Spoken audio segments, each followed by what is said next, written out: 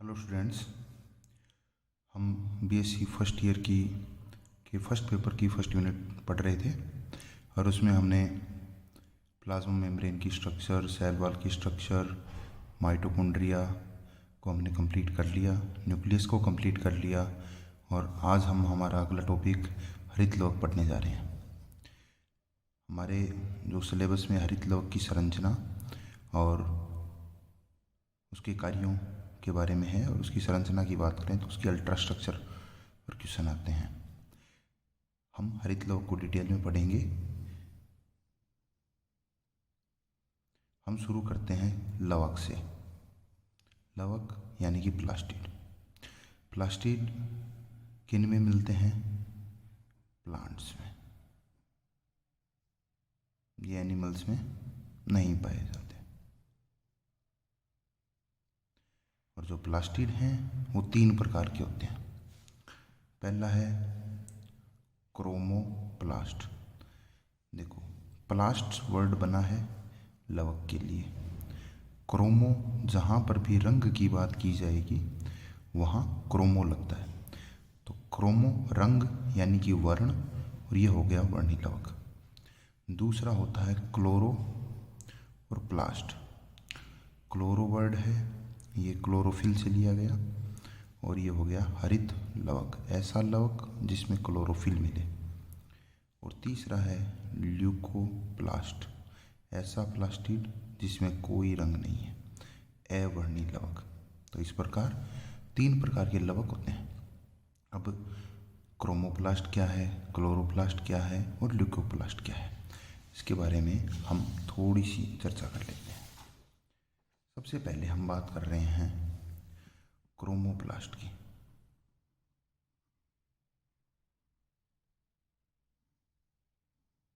यानी कि वर्णी लवक। लवक एक ऐसा कोशिकांग है जिसमें कितनी झिल्लियां मिलती हैं? 2 झिल्लियां मिलती हैं। जो मतलब तीनों प्रकार के प्लास्टिड हैं उनमें बाहरी झिल्ली कितनी मिलेगी? 2 प्रकार की झिल्लियां मिलती हैं। और रंग यदि हरे रंग को छोड़कर कैसा नहीं होगा?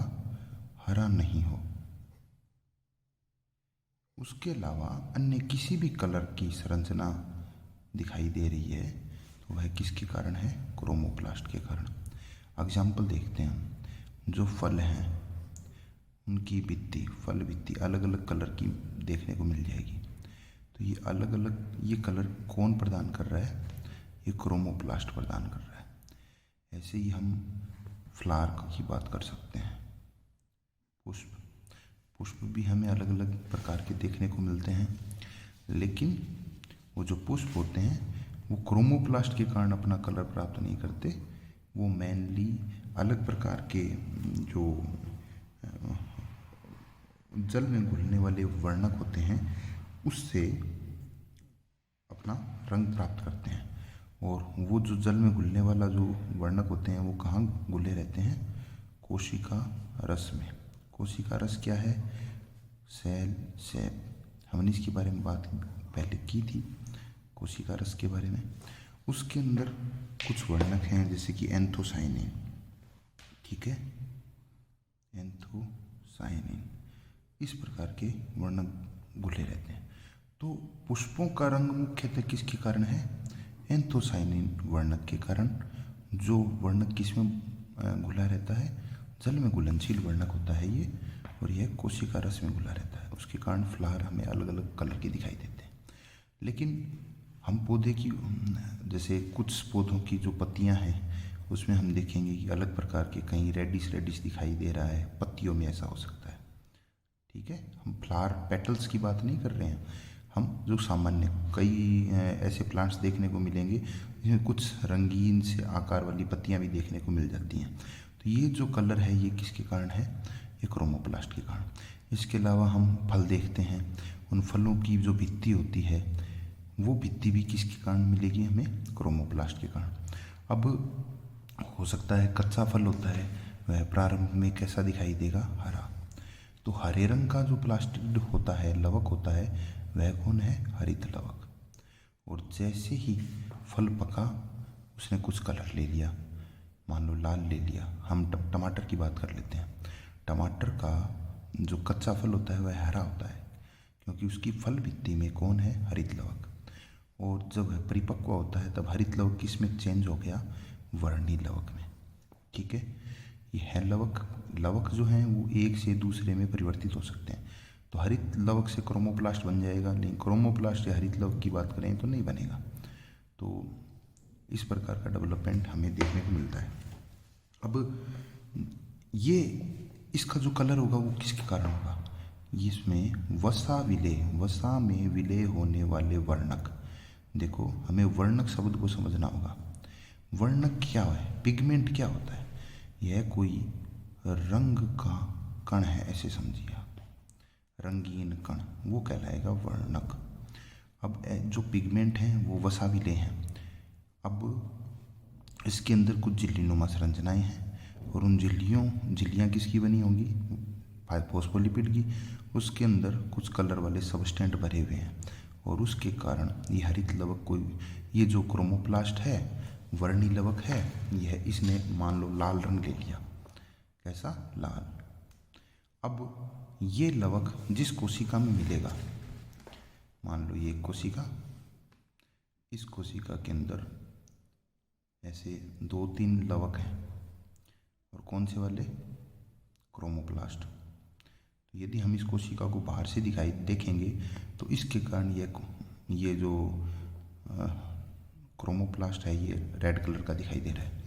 तो इसके कारण यह कोशिका कैसी दिखाई देने लगेगी, लाल दिखने लगेगी। तो क्रोमोप्लास्ट कहाँ पर, जब हम फल भित्ति की बात करें या पत्तियों में कहीं पर कोई विशेष कलरफुल संरचना हमें दिखाई दे रही है, तो वह क्रोमोप्लास्ट के कारण होती है। अब ये जो वर्णक होते हैं इसके अंदर कौन कौन से होते हैं उनकी बात कर लेते हैं। एक बात तो हमने क्या की कि वसा विलेय वर्णक होते हैं, वसा विलेय वर्णक। ठीक है, इनमें जैसे कि कैरोटीनॉइड,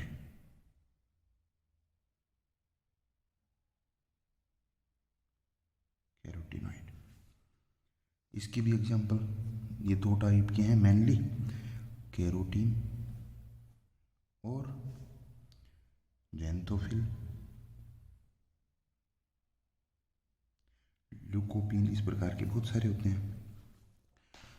अब या तो पर्णहरित मिलेगा नहीं, और मिलेगा तो इतनी अल्प मात्रा में मिलेगा। मान लो 1-2 कण इसके अंदर ऐसे हैं जो पर्णहरित के हैं, जो ग्रीन कलर दे सकता है, जो हरे रंग का दिखाई देता है, लेकिन ओवरऑल देखेंगे तो ये हमें कैसा दिखाई देगा, ये लाल ही दिखाई देगा, क्योंकि बहुतायत किसकी है, रेड कलर की है। अब जैसे हम टमाटर की बात करें तो टमाटर का कच्चा फल था। जब टमाटर का फल कच्चा होता है तब उसकी फल भित्ति हरे रंग की दिखाई दे रही है। क्यों, क्योंकि उसकी जो कोशिकाएं हैं फल भित्ति की, उसके अंदर हरित लवक है। जैसे ही धीरे धीरे टमाटर का टमाटर मान लो, मिर्च मान लो, परिपक्व होने लगते हैं, तो हरित लवक में जो पर्णहरित है वो धीरे धीरे कम होता चला जाएगा, और धीरे धीरे उसके अंदर अन्य जो वर्णक हैं रेड कलर के, उनकी मात्रा बढ़ती जाएगी। टमाटर की और मिर्च की बात करें तो उसमें जो लाल रंग का वर्णक मिलता है वो कौन सा होता है, लाइकोपीन होता है। तो ये लाइकोपीन क्या करेगा, उसकी फल भित्ति को रेड कलर प्रदान कर देगा। और लाइकोपीन भी वास्तव में है क्या, लाइकोपीन एक प्रकार का कैरोटीन ही होता है। इसी प्रकार से कुछ फल हैं जो येलो कलर के दिखाई दे रहे हैं, तो वो उसमें कौन सा वर्णक मिलेगा, अल्फा कैरोटीन, और बीटा कैरोटीन भी मिल सकता है, गामा कैरोटीन भी मिल सकता है। जैसे गाजर की बात करें तो गाजर का जो कलर है वो किसके कारण है, वो बीटा कैरोटीन के कारण है। बीटा कैरोटीन विटामिन ए का पूर्व पदार्थ है, इसलिए जब कभी हमें विटामिन ए की कमी हो जाए तो हमें कहते हैं कि गाजर का जूस पियो। क्यों, क्योंकि उसके अंदर कौन सा वर्णक है, बीटा कैरोटीन। और बीटा कैरोटीन क्या करता है, यदि हम बीटा कैरोटीन का ज़्यादा सेवन करेंगे तो वह विटामिन ए को हमारे शरीर में बढ़ाने में मदद करता है, और विटामिन ए की कमी से आपको पता है क्या होता है, रतौंधी हो जाता है। आपकी आँखों की स्वस्थता के लिए, स्वस्थ होने के लिए विटामिन ए का होना ज़रूरी है। अब हम दूसरे प्रकार के वर्णक की बात कर लेते हैं। दूसरे प्रकार के वर्णक कौन है? हरित लवक या क्लोरोप्लास्ट। ये हरे रंग के दिखाई देंगे। क्यों दिखाई देंगे? हरित लवक की संरचना को देखते हैं। ये एक कोशिका, इस कोशिका में कहीं ये 2 झिल्ली वाली एक संरचना मौजूद है। इसका आकार काफ़ी बड़ा होता है तो आसानी से दिखाई देते हैं। इसके अंदर हमें इस प्रकार सिक्के नुमा सी संरचनाएं दिखाई दे रही हैं, जिन्हें हम कहते हैं थाइलेकोइड। इनके ऊपर अनेक प्रकार के वर्णक या पिगमेंट मिलते हैं, रंग के कण मिलते हैं। तो उसमें मेनली ज़्यादा मात्रा में कौन मिले? यदि क्लोरोफिल मिले, क्लोरोफिल मिलेगा तो हम उसको, जो क्लोरोफिल है वो ग्रीन कलर का होता है, और ग्रीन कलर का होने के कारण हमें ये कैसा दिखाई देगा? हरे रंग का। तो जो क्लोरोफिल है, यहाँ पर क्लोरोफिल मिलेगा। ये भी क्लोरोफिल भी अलग अलग प्रकार के पिगमेंट्स दिखाई देते हैं हमें, पर यदि ज़्यादा मात्रा में क्लोरोफिल है तो ये जो प्लास्टिड है वो किस कलर का दिखाई देगा? हरे रंग का। तो हम इसको नाम दे देते हैं, इस प्लास्टिड को क्या नाम देंगे? हम इसको बोलेंगे क्लोरोप्लास्ट। अब प्लांट में जो भी भाग हरा दिखाई देता है, लीफ या कच्चा फल या पुष्प की बात करें तो उसके बाह्य दल, हरा दिखाई देने वाला जो भी भाग है वो क्या है? हरित लवक। उसकी कोशिकाओं में हरित लवक मौजूद है।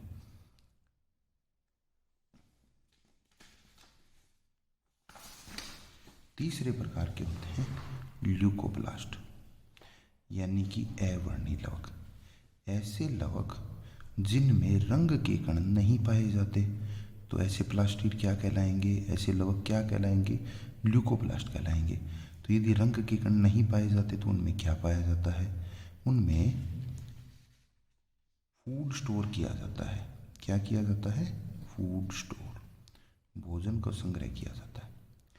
अब ये 3 प्रकार के हैं। एक को बोलते हैं एमाइलोप्लास्ट, एक को बोलते हैं एल्यूरोप्लास्ट और एक को बोलते हैं इलियोप्लास्ट।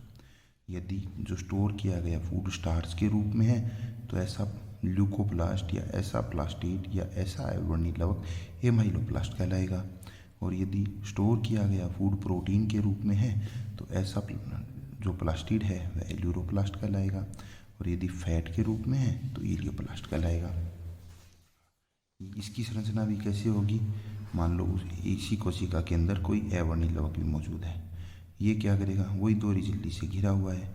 इसके अंदर मान लो स्टार्च को संग्रहित किया गया है, तो ये स्टार्च को संग्रहित करने वाली संरचना है। इसके अंदर कोई भी रंग का कण नहीं है। ये कैसा दिखाई देगा? रंगहीन दिखाई देगा। और काम क्या है? फूड को स्टोर करने का।